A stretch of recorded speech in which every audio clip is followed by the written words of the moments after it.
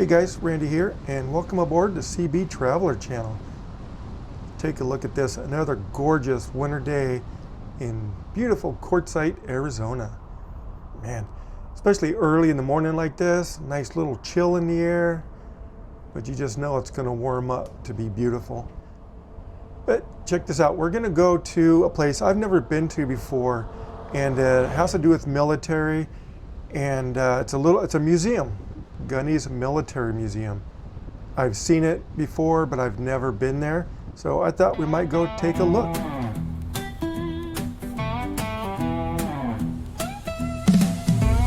Boots hit the dirt in a steady line, breathing heavy, but we're doing fine. Gotta keep pace, make Gunny proud, marching hard, we're fighting loud. Left, right, left, we ain't slowing down, heading to that museum just out of town. Gunny's got stories every man salutes, marching through mud in our worn out boots.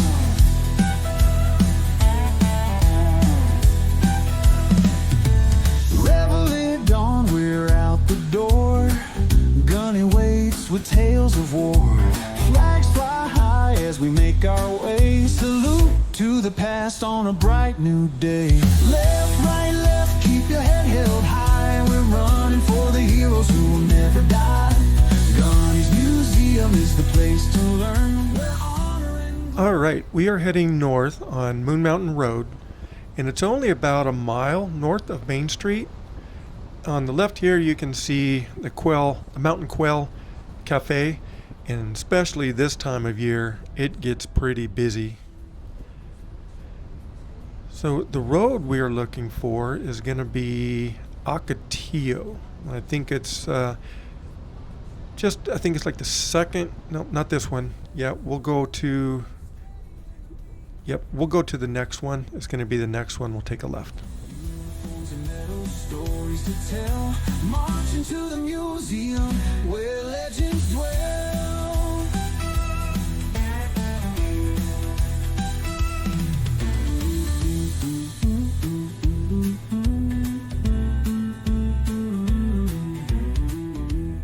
All right, so let's see. It's supposed to be on the left-hand side on Aitubo. Oh, I see a Jeep sitting there, and I said I'm supposed to look for a flag, and I see his little banner on the building. So this looks like it. The gate is open, and I saw somebody sitting on the porch. So I think they're open, and whoever was on the porch went inside. So maybe they're going to get them for me. So anyways, yeah, let me get parked. And yeah, this is gonna be fun.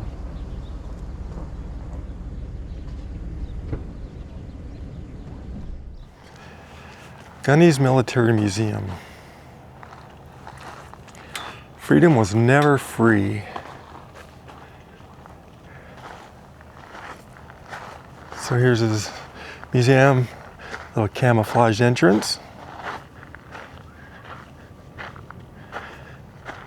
And I'm gonna run over to the office and let them know I'm here. Here's some of the displays he has.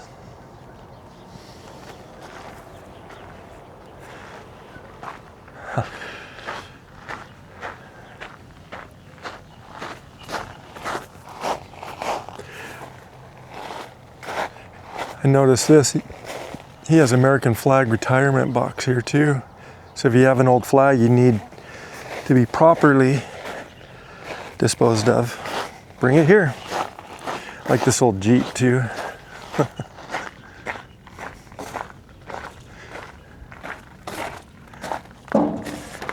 Some body work done on it. Look at that.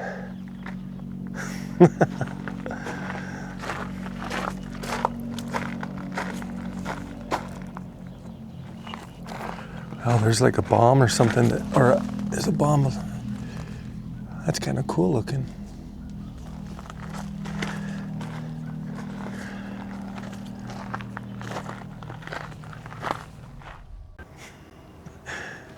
I like this sign. This property is protected by a United States Marine who has a serious lack of negotiating skills, but is absolute hell in a gunfight.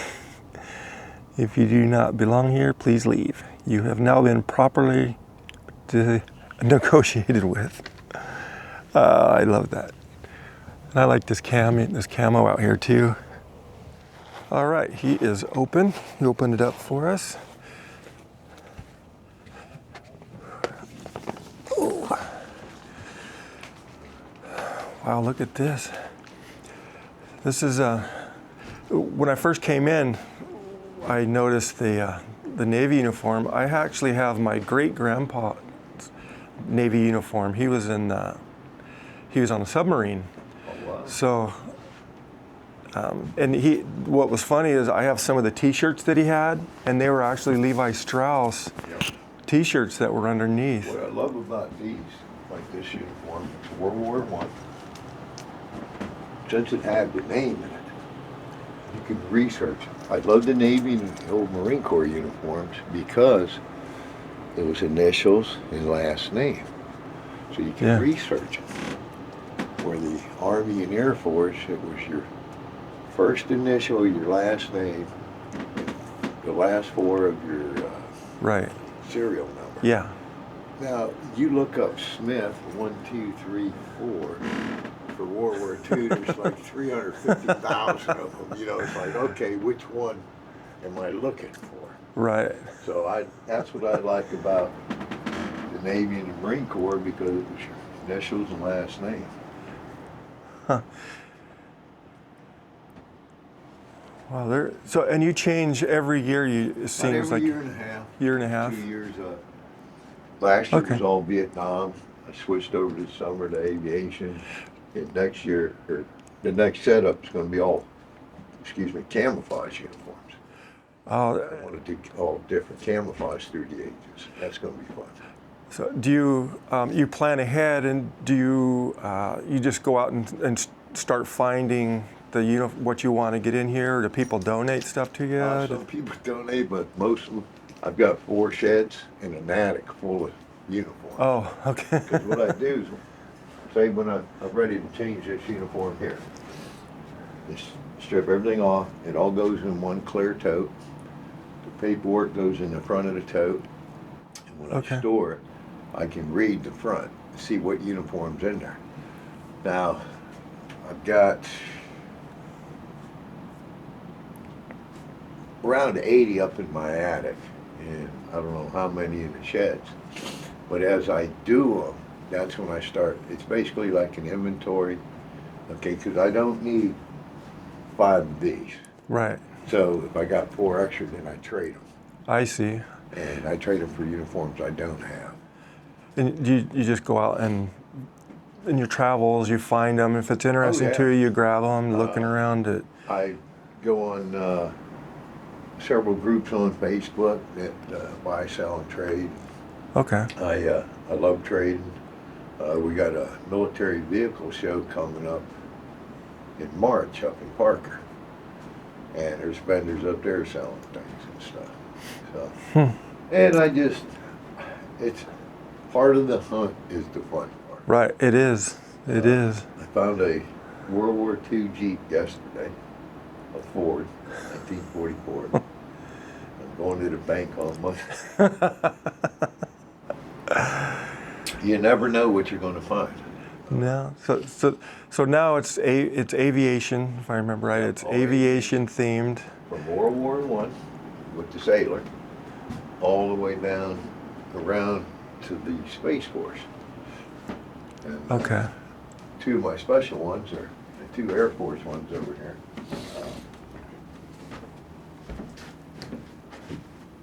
Got Peter F. St. Germain Sr., Peter F. St. Germain Jr., and that's my uncle and that's my cousin. Oh, really? Yeah. So your whole family is in the... I've got about 18 to 20 uniforms for my family members. In 1 year, I'm just going to do all family. Set them all up and just, sit back and be amazed at it. Huh. And add up the years, it's like... Yeah. And we had close to 200 years, counting our parents and stuff. I mean, it was amazing. Wow. My grandpa, both of my grandpas were in World War II, both in the Army. My great grandpa was in the Navy in World War I. I love the Marines and the Navy. Their uniforms are pretty much today what they wore back then. Yeah. The Air Force, not bad. Few changes, but you know, since '48, not bad. But the Army, my God. I swear every 6 months they come out with a new uniform. They change. It's a new digital pageant. It's this. They got rid of the greens. They went back to the pinks and the greens like they had in World War II, but it was for everybody, not just for officers. So keeping up with the Army uniforms is a full-time tough. job. Well, I know in the Seabees are working greens. We were wearing those because I was in Desert Storm, a Desert Shield when it first started, and so we still had our working greens because they'd been the same. And we were traveling somewhere, and I think it was a Marine officer came up, high ranking. He says, "What in the heck are you guys doing? What are you wearing?" And we told him, "This is our working uniforms." He says, "Get these guys need camo," because we looked exactly like the Iraqi army. So if a plane came by, saw those uniforms, they may get confused. So from that time, about 2 days later, we all had camouflage, and I think to this day they're all in camouflage uniforms now. So that was pretty. Yeah. This was the uniform I started with when I joined, was the Zadines. All right. So that was, I sat and talked to Gunny for probably 45 minutes, listening to some stories, funny stories. But this museum is, this year, it's dedicated to the air wing. And I just amazed at how much he can get. There's some old survival kit, escape evasion kits, flashlight covers. Wow, look at that. Signal mirrors, a map chart carrier. We've got a survival vest, U.S. Air Force survival vest.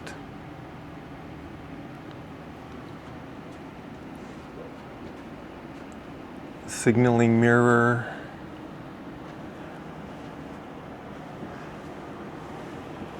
Pilot and aircrew survival rifle. So this all will fit into the stock of this gun. Or it's like a little, probably 22, is that what it is? 22 long rifle, semi-auto, 109 yards effective range. Some hooks, arrow heads, escape and evasion life raft paddles. Oh, I like that reflection on that. In case of rescue, one surface of blade has been reflectorized. Hold treated side to,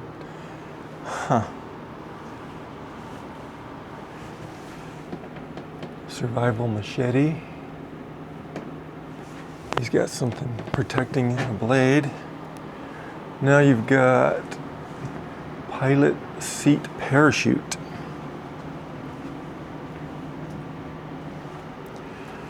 U.S. Navy Aviation, World War I. Pensacola, look at that. Look at that old uniform, man. Well, itchy. I remember mine. It was itchy. The E5. Let's see, this uniform was worn by Benjamin Franklin Holbert from Harrisburg. This is so nice because he has all the information about each and one of these World War I U.S. pilot uniform.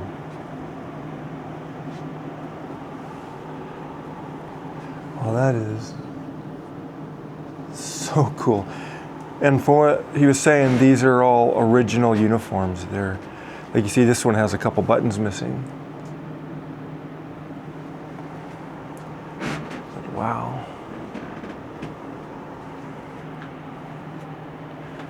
United States Army Air Service.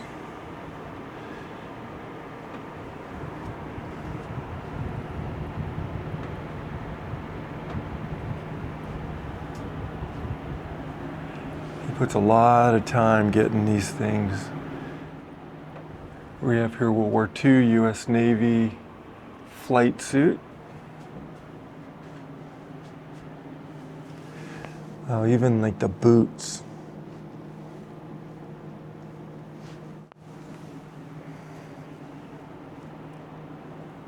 World War II USMC pilot. There's an Army Air Force suit.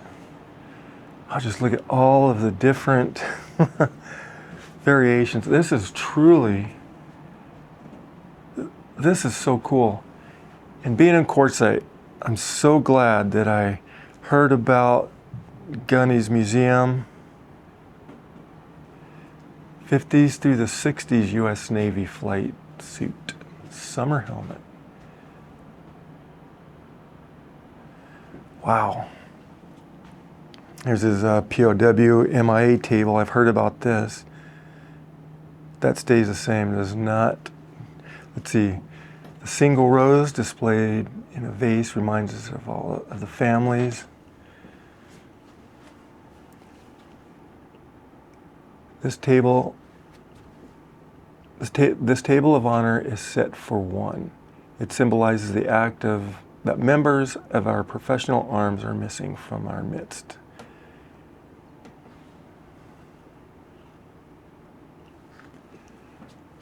I like that. That's a neat little picture there. Huh.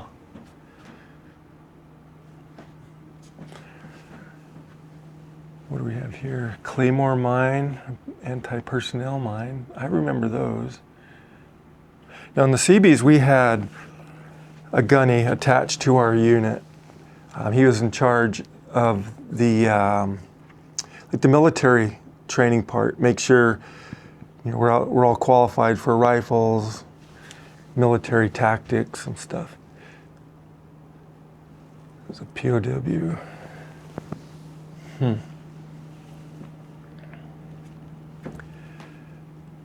The dream catcher.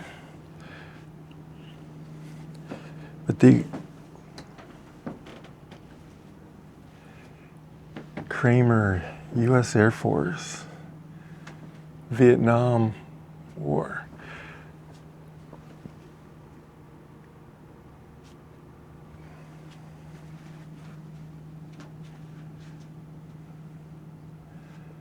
Vietnam, U.S. Army.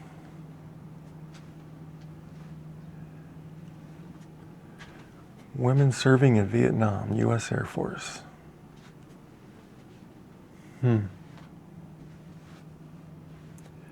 Vietnam Air Crew, two-piece, shirt flying, hot weather, fire resistant. Fire resistant uniform, man. And then Air Crew cold weather gear.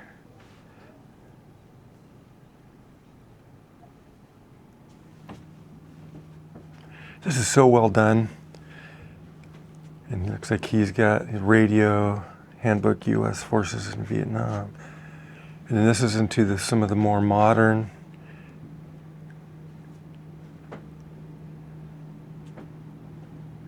St. Germain, these are Gunny's relatives.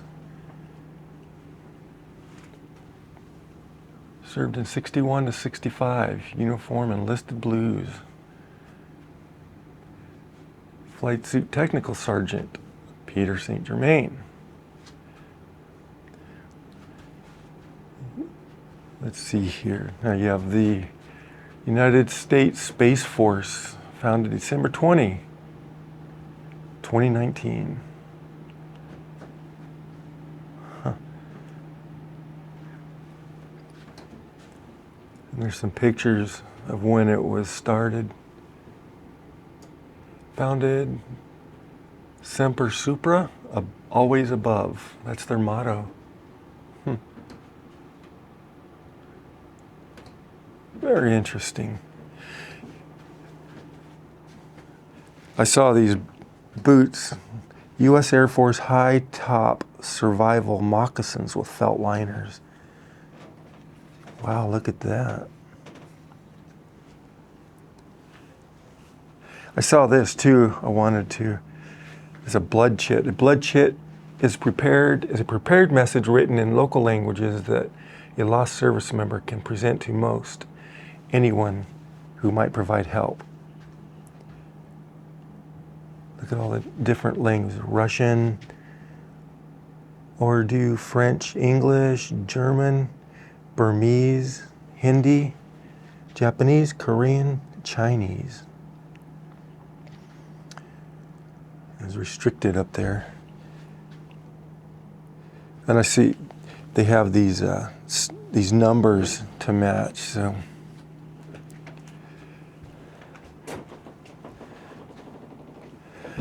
clip-on glasses with case.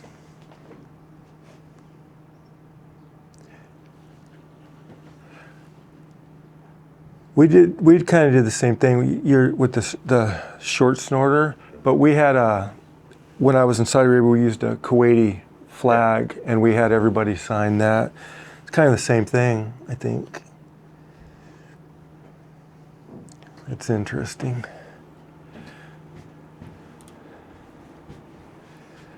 Some of the headgear and oxygen masks. Oh, I saw these. I wanted to check out too. Some playing cards. I have some old playing cards too from Desert Storm. Marlboro logo on them of all. But anyways, I'm all signed in. I signed, and you can, there's no charge, just a donation. So that really helps out, and signing in, I'm sure, helps them out too. So, but that was amazing. I'm really, really impressed with this. So Gunny St. Germain, and he's also, he also likes to help veterans maybe with some of their disability benefits as well. If you come in and talk to him, he'll be more than happy to talk to you about maybe getting you hooked up with some benefits. Maybe take that next step that you weren't aware of. So, all right, well, I think that's going to do it from Gunny's Museum, Quartzsite, Arizona.